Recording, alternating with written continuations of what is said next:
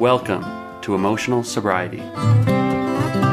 Do you guys realize that we're a quarter of the century into this century? That's the first I've thought about it that way, but that's so. We're a fourth of the way through the next century. And it's going great. According to whom? Yeah, no notes. It's perfect. That reminds me of the ad I put out on my on Instagram, was the comedy stylings of Berger and Rutledge. We should say the comedy stylings of Patrick. It's like, it's like, how's it going? Oh, great. First thing of the day to kind of humble me. My dad's been getting up. He gets up around this time. It's a little earlier than me. Anyway, he's been going in for his radiation. And he's got, I don't know, when you were going, I don't know if you had one of those printout calendars with like the X's that you put through each day that you do it. I had a wall calendar that I did that. Yeah. Oh my God. Just the fucking looking at that. And he realized that he was just about halfway through now. Cause he has to drive kind of a distance to go do it. And then the protocols for doing it, just having to keep his bladder full and just all that stuff is just like, He just told me this morning, he's like, God, this sucks. Yeah. I just want it to be over. Well, I was amazed when some of the people that were doing my treatment told me that a good number of people quit while they're going through it. I go like, I mean, I can understand how you would want to. Your oncologist told you that? Well, the guys who were doing the radiation treatment, he'd go 5 days a week. Yes. Yeah, I sat in the waiting room every morning with all these people that you get to know who they are, or just seeing them, and it's like, and they came from various distances. Some of them from 2 hours away. I've thought about people like, where's your dad? It's like it's so much more of a deal, just in your time, in your day. For me, it was 7 o'clock in the morning. So even while I was still working, I stopped working after a while, but while I was still working, it just was, I had to get up an hour early and get in here and get radiated. And then I was done. So he's halfway through. Halfway through, which is victory, and that is progress. But I have to think that if you're in the middle of doing it, you want it to be tomorrow that it's over, or, that it's, I don't know. I guess one way to look at it, it's like you're training for something, that's a process where it's going to have to be every day for a long time. When the radiation treatment is over, the radiation keeps working. So they kept telling me I was going to feel worse, worse and worse. And I thought when I finished the treatment, that would be at the worst I was going to feel. It's like, nowhere near. And I had people who just validated that for me, which made it fine, because I was going like, oh my God, they go, nope, this is normal. This is normal. They would even say, how long since your last treatment? And I would go like, it's been 3 weeks. And they go, oh, you got a ways to go.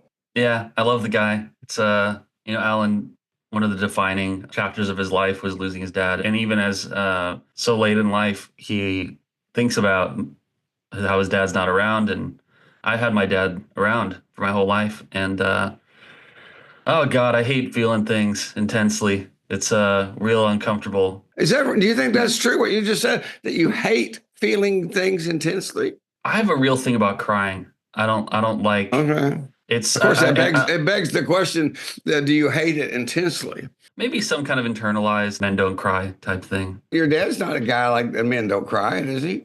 Well, his dad was. Maybe he kind of, in a moment of weakness, he passed along some of that, or to me. Well, maybe, but your dad, that's not your dad, though, to you. I mean, you wouldn't say, oh, no, my dad would judge me if I was crying. No, he wouldn't, but it's, I don't know. I think I'm uncomfortable with the idea of just with that degree of vulnerability, I guess. Just to name an example, like, okay, so Allen, when you were going through a really rough year about a year ago, and you would cry about it, like I would have a secret envy of you because you were able to let yourself feel those things and kind of go through that purging, of all the bad stuff you were going through. And I'm scared of giving myself to that process and I know that if I feel like if you weren't crying through those moments, Alan, I think that that would be truly worrisome.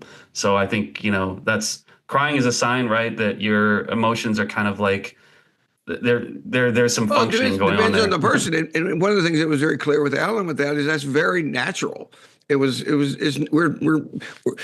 trying to be congruent with nature, and everybody doesn't. Everybody's not going to cry as easily as maybe Alan does or I do. But it's like, so if you don't need to make yourself cry. But if you, because you said people let themselves cry, and I suggested you ask them how many of them let themselves cry, and how many of them would say I really can't help it.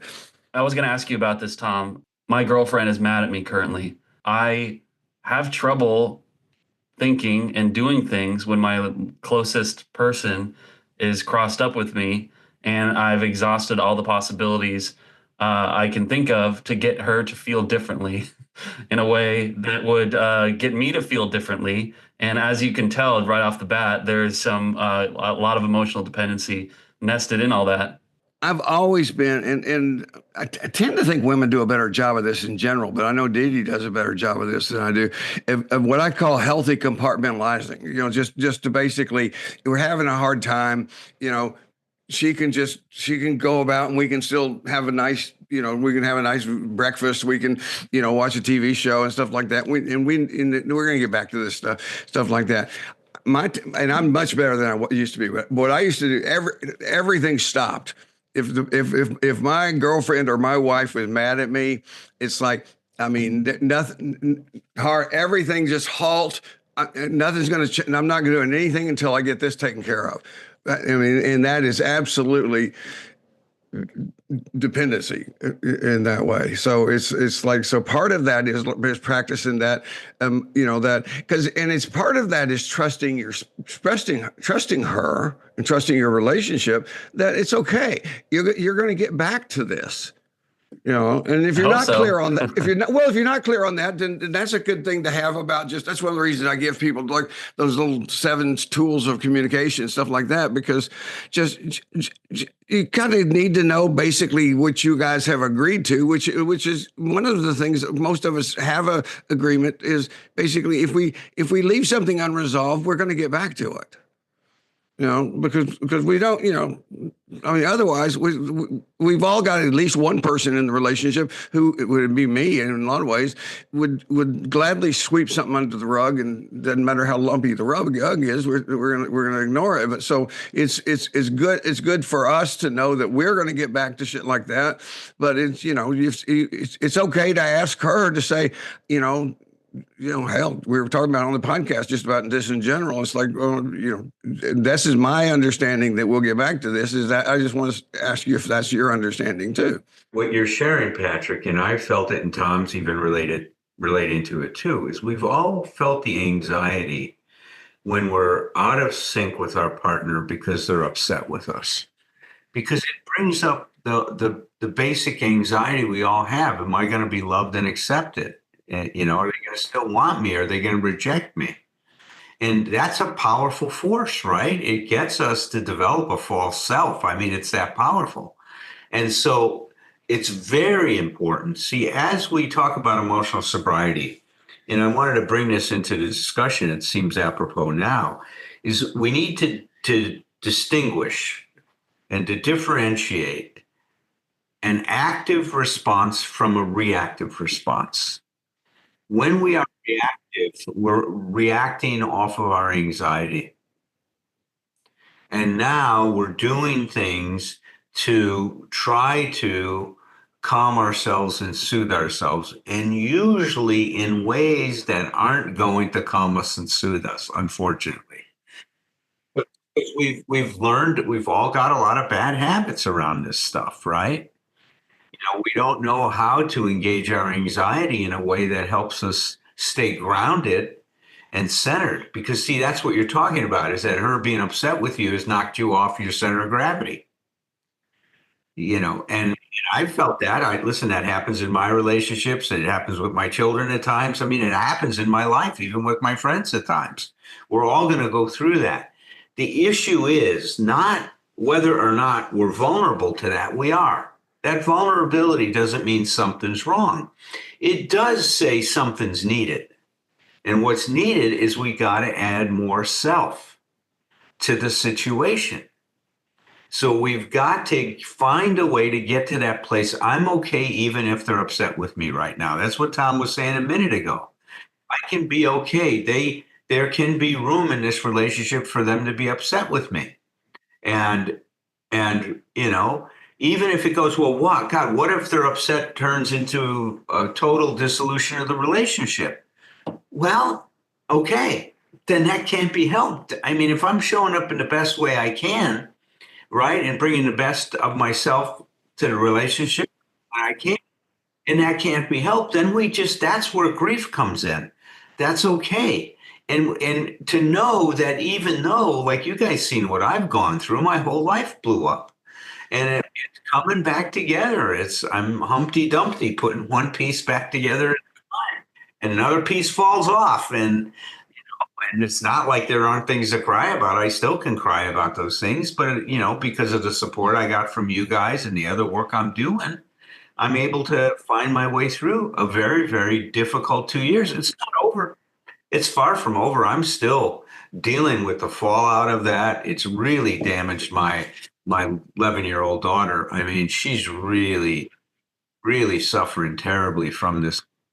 And unfortunately, I've made some mistakes, and Jess has made some mistakes around that. And we're hopefully going to get those things cleaned up now as we're really taking a look at the dark reality of it.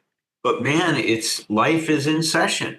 There's some things I want to say compared to all of what you said, because you're talking about, because whenever I love your thing about add more self, but in this particular case, it begs the question to me immediately. It's like, okay, since we're talking about a specific thing and we're using Patrick's as an example, it's like, what does that mean? How do we do that? And it's like, the place I go to is basically, and it's exactly what you said. You put it in better words than I was thinking it, Alan, is emotions are just communication. That's all they are. All emotions are communication, and they tell you something about that you need to know. And what they're telling us about is exactly what Alan's saying is what we need. If we think in those terms, if we frame it in those terms instead of what's wrong, but what do we need? What do I need right now? Because if you're, I wrote the book about the fear. If you have fear, rather than criticize yourself for having fear, realize that fear is like hunger for reassurance. It's like you just need some reassurance. Now, the thing we're not adept at doing so much is we need support from other people, but we also need to be able to reassure ourselves. Like Allen talks about, comfort ourselves. It's like we have to have that stronger. Adding more self to me is that adult recovery self in there that basically is able to come in and say to you something along the lines of what what Allen is saying, which is, you say, because that's like, okay, what if this doesn't get better? Okay. Well, you need a part of you too. That doesn't mean it's going to feel good. You just go like, okay, if it doesn't get better, it doesn't get better, and you're going to be able to handle it. See, because that's the next piece. You're not thinking it out loud, but you're not thinking it maybe even consciously. I won't be able to survive it. Age has made that a lot easier, because I did used to think that I couldn't survive my disappointments and the different hurts, but clearly I have. I even put it into word. I even used to say that I thought I was going to disintegrate, in the midst of things like that. It's like that's talk about extreme dependency. But the idea, in the ultimate reassurance I put in embracing fear is when you state the threat. The ultimate reassurance is you basically look that fear right in the eye and go like, I'm willing to risk it. When things are going poorly in my different individual relationships, I think before I got sober and I developed this amazing fellowship, not just in 12-step groups, but through guys like you and through the podcast and all kinds of like different recovery adjacent things. Like I didn't have a refuge that I know would be able to help me and kind of get me over the hump, of whatever pain I was going through. Now I know there's a place to go. I know that if everything goes to shit in my in my relationships, there's going to be other kind of loving connections that I have that are going to be able to sustain me, while I get through the rough stuff. And Well, I what do think comes to about my that mind now. is with your hand gestures is you got people to catch you. You got a place to fall, and it's like you keep putting your hands out like that. And I just imagine and I've done this experientially in workshops, and I'm sure Alan has too. Been on both the being caught and being the catcher, being among the catchers. It's like I remember one piece of work I did with every it was a big giant group, and every man in the group formed this giant blob of men, and I got to just run fast as I wanted to and just dive into them. It was cool. That's in my body to this very day. I can feel it when I say it. It's like it's just and what they did is they had a space, and then they just engulfed me and then hugged me and then tickled me. It's like we were just playing. It's like it was just it was amazing, but it was a place to fall.